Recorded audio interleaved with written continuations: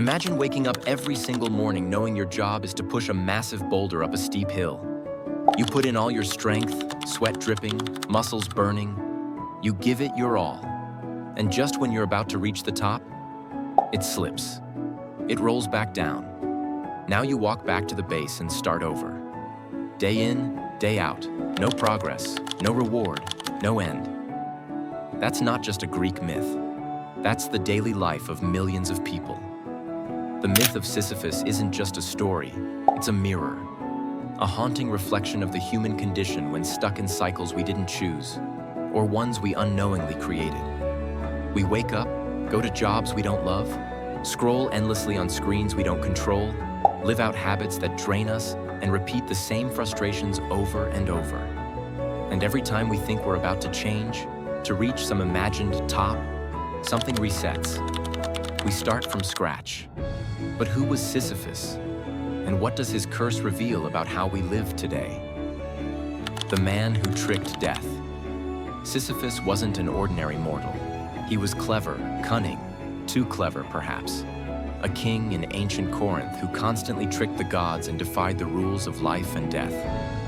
When death came for him, Sisyphus locked death in chains. No one died. The world paused. Eventually, the gods intervened.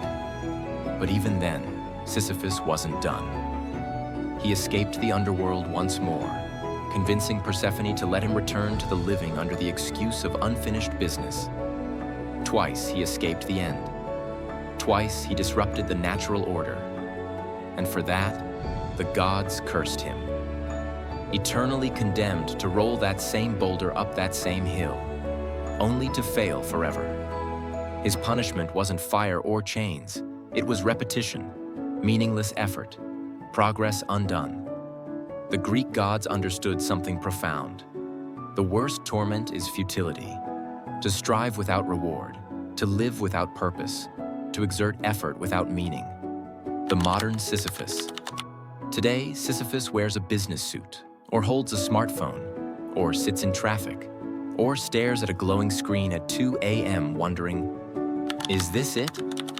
The hill might look different, the boulder might be digital, but the weight is real. We strive to meet deadlines, to hit goals, to impress others, to fix our lives with productivity hacks, diets, or short-term dopamine. We hustle, we grind, we tell ourselves, just one more push. The absurd hero. Enter Albert Camus, French philosopher, author, and thinker. In the mid-20th century, Camus wrote an essay titled The Myth of Sisyphus.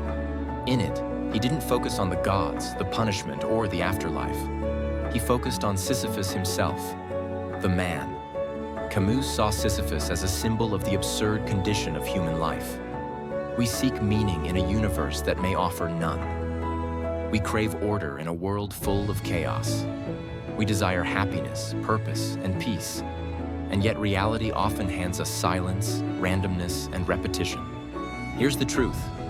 Most people live like Sisyphus without ever realizing it. They set a goal, fail to achieve it, feel frustrated, and try again, using the same method. And again, expecting different results. This isn't discipline. It's insanity dressed as effort. You don't escape the loop by pushing harder. You escape it by changing the pattern. Ask yourself, what's the boulder I'm always pushing? Is it the same toxic relationship I keep trying to fix? The same bad habit I swear I'll break next week? The same life plan I've followed without questioning?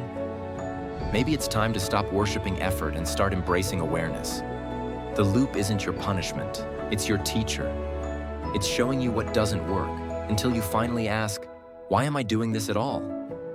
Real transformation begins when you stop pushing and start observing. When you step back and say, building a new hill Sisyphus had no choice. But you do. You can decide to build a different life. One where effort leads somewhere, where change is intentional, where progress is real. It starts with small acts of rebellion against your personal loop. Saying no to things you usually say yes to just to please others. Breaking a habit before it breaks you. Replacing shallow goals with soulful ones. rewriting your morning routine not for productivity, but for presence. The hill doesn't disappear. Life still challenges you, but the weight changes. Lessons from the hill. So what does the myth of Sisyphus actually teach us? Not that life is meaningless, not that struggle is endless, but that the meaning of struggle is chosen, not given. Camus never said Sisyphus was happy because he loved pushing. He said Sisyphus could be happy because he stopped expecting the boulder to disappear. He stopped hoping for the gods to forgive him. He took back his power, not by changing the hill, but by changing his response to it. The lesson is, life might not change, but you can. You can stop expecting the world to hand you purpose and start creating it. You can stop waiting for freedom and start acting free. That's the shift. It's not about breaking out of the loop by force. It's about breaking it by awareness, by deciding, if I must push this boulder, then let it be one of my own making.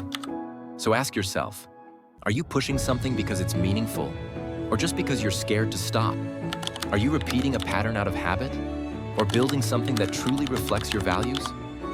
Once you answer that honestly, the myth begins to unravel, and you begin to rebuild.